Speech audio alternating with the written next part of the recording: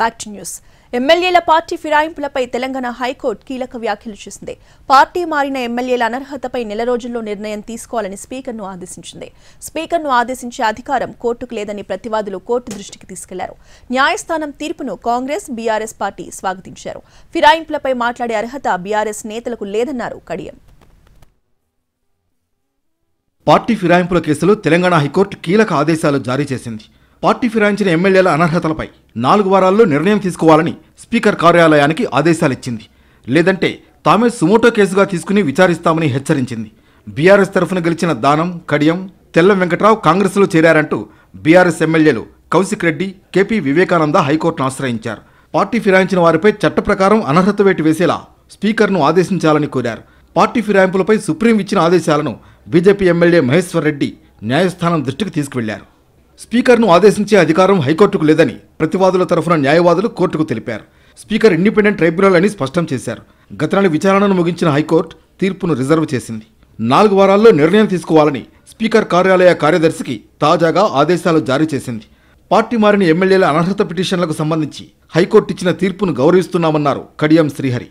తీర్పుపై పూర్తి అధ్యయనం చేయాల్సి ఉందని, ఫిరాయింపులపై మాట్లాడే అర్హత బీఆర్ఎస్ నేతలకు లేదన్నారు.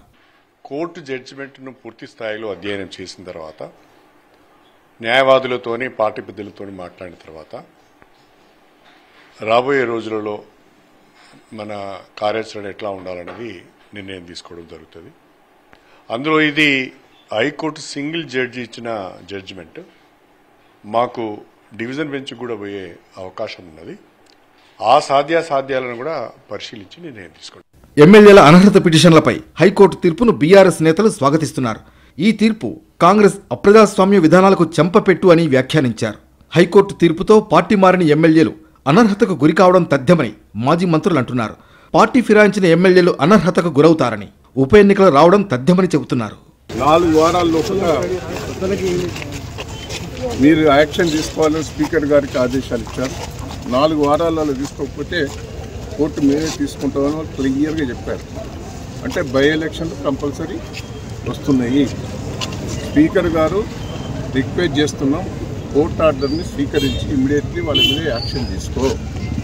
ఆ ఎలక్షన్స్లో కూడా 3 వాళ్ళ బీఆర్ఎస్, టీఆర్ఎస్కి గెలవబోతుంది.